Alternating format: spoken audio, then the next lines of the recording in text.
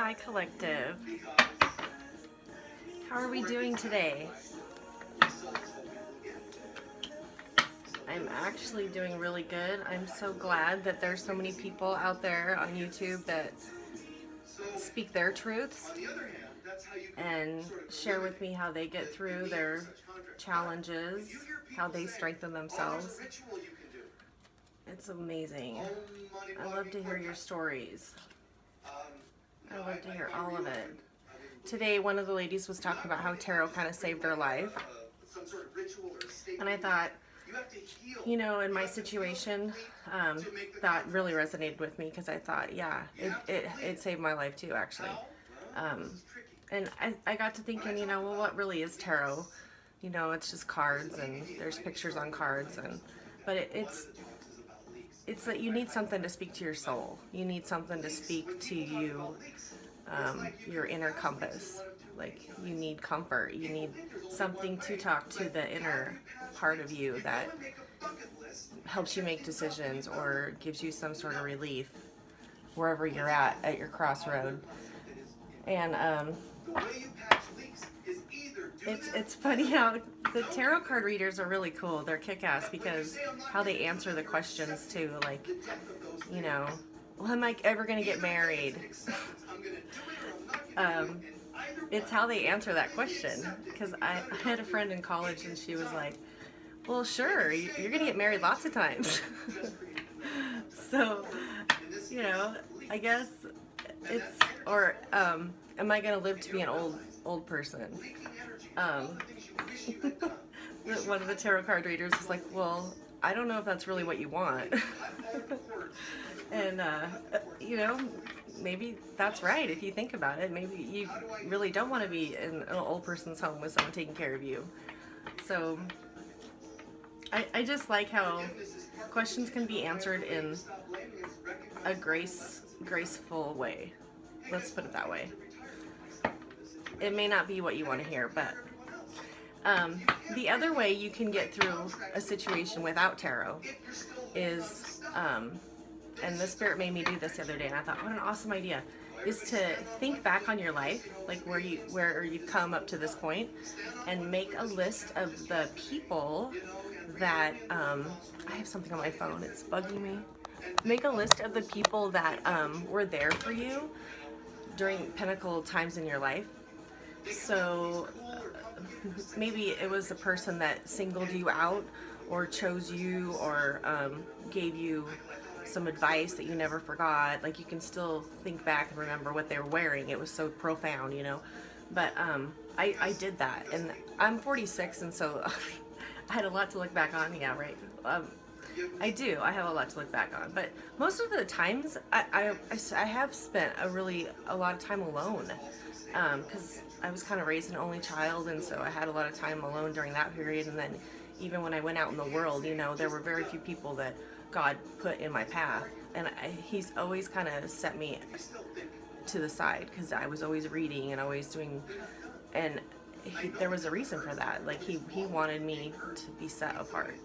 And but when I did this list of people, it kind of blew my mind because I imagined, and I got 12 names, but it was really hard to come up with those 12, let me tell you. But do it. Come up with the names of these people that helped you, and then imagine them in your head at a dinner table or something with you, and the support that can give you are just like the pictures on a tarot card. They're just that profound because they love you. And so these times in your life where you feel like, oh, I have no one to talk to, or I don't have any, you can go back in your life and go, what? I got my group. I selected my team. And think of those 12 people, because they wouldn't have done what they had done for you or reached out to you unless it was God's hand on it. So it's pretty cool. So how are we going to answer these questions? The collective readings have you noticed like a theme? There's been a common theme.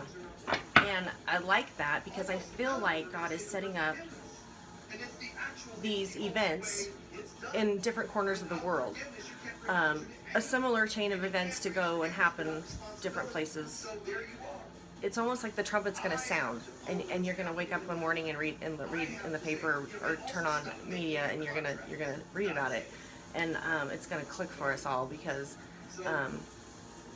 we have a common theme coming out in these messages.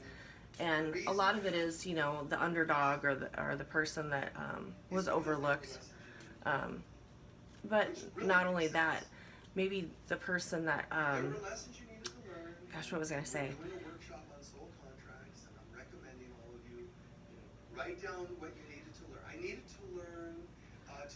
It had something to do with ascension, too.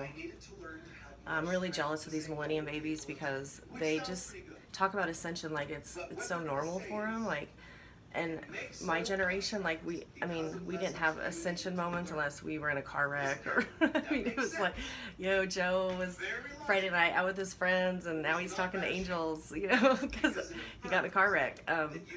But it's like, I don't know, the time travel, the things that I pick up on that these younger people do and find it quite easy, I'm absolutely amazed by it. Like, I'm absolutely like, wow, tell me more. Like, I guess because my mind has been so protected, I guess, or I just have this innocence about me where I didn't realize, like, that everyone else can experience these things and it can be a normal thing, because it's not really normal. And so I love to hear about people's story of, well, yeah, you know, this such and such happened to me, and that's, you know, because it confirms that source is there, and God is there, and that there's a reason for his touch on their life. And I love that, because how many more events do we have to confirm that, you know, there is a God? I mean, we live with God every day around us, but it seems like we need more and more proof. Like, oh, well, that was just a coincidence, or that's serendipity, or that's, you know,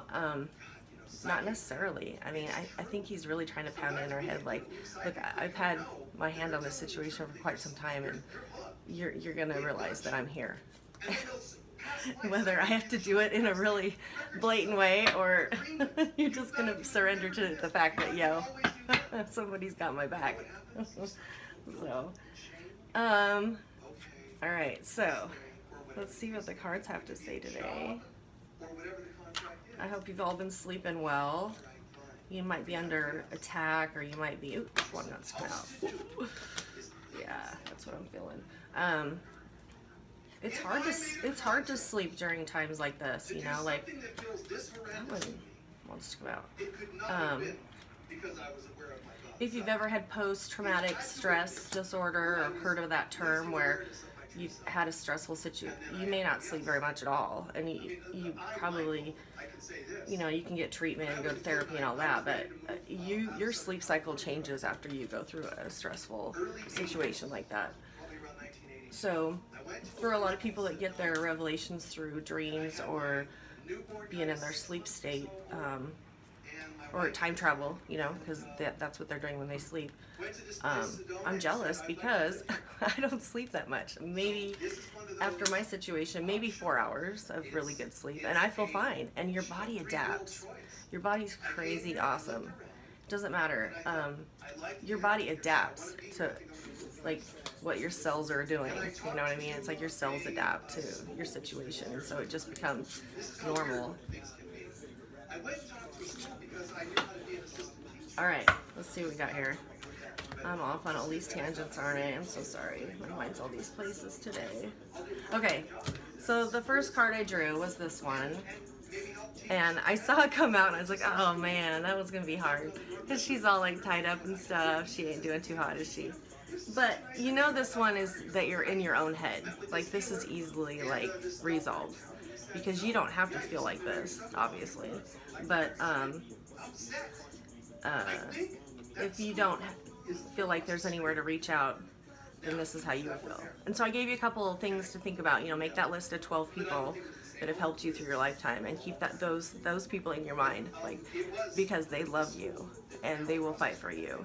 And even if they're not here now, or they've moved on and you haven't talked to them in like 20 years, it does not matter. Those 12 people were put in your life for a reason. So you can always go back to that in your mind, like, to release this, to unlock this. So that's the theme overall. But now what's crossing it is Temperance, the angel. Patience. Patience can help you unlock that. Angels can help you unlock this. I really believe when you sleep, the angels are ministering to you. So it is a good idea to get really good solid sleep because they're going to have more time to heal you while you sleep. But I have interesting like ascension story with angels because mine was like waiting in a hospital. Like I just remember being in like a waiting room, kind of looked like a hospital, and everyone in this waiting room looked like my dad's side of the family, and they were really uncomfortable in this waiting room. Like they looked like they were nervous, and I couldn't figure out like, you know, I recognized them. I'm like, oh, that's my aunt and that's my uncle, and they were holding hands, you know, but I couldn't figure out why they were so like kind of stressed out being there. And you know how like in a hospital there'll be like a gift, like a little gift store, you can buy presents and stuff. So here I am in this dream, and I noticed that in the window of this gift store there were these prisms, you know, that you hang in your window. But these weren't normal prisms. They were like cocoons, and these cocoons were just dripping with like diamonds and these shiny things. And I remember the spirit telling me those are souls. I was like, oh, okay, very cool. So back to this waiting room. I'm sitting here, and I remember, you know, just kind of checking things out a little bit, wondering why everyone was so nervous, why they didn't want to be there. And then something grabbed my arm, and it grabbed it hard enough. I was like, yo, what'd I do? Like they just like, you know, grabbed it really hard. And I looked down, and there's like this black line across my forearm. And I look over, and there's a spirit that I was sitting by that was becoming distorted. Like their features and stuff were just like kind of melting. And that person was entering my soul. And then I woke up. And so I don't know to this day if they joined forces with my soul or if the soul that inside of me left or what had happened. But it was definitely a different feeling when that happened because it was like I was brand new. I felt like, damn, this was good. And I don't know if that's like a death and rebirth situation, if it was supposed to be like that, but I love hearing your individual experiences with this, because if that's an ascension or that's a similar to what you're supposed to be experiencing, I'd like to know. Some people say they come on this bright light, this bright source light, that they just feel love. They feel so much love that it's like, it's the most amazing experience to feel all this love from this light. I didn't experience that. I was in this waiting room with these people that did not want to be there. They were scared to death. And I wanted to feel the light. I wanted to, you know, because what an awesome feeling that would be, like just cradled, you know, in all this love that, you know, I didn't, mine wasn't like that, so I don't know. All right, so these are the themes. You got this person tied up with the swords, and then you got this angel that can minister to her through patience. And then unconsciously, you've got justice going on. That might be why it's so quiet lately. I don't know where you are, where you live, but I've had a lot of silence around me. The Sound of Silence, Simon and Garfunkel. It's a good song. Hi, are you home?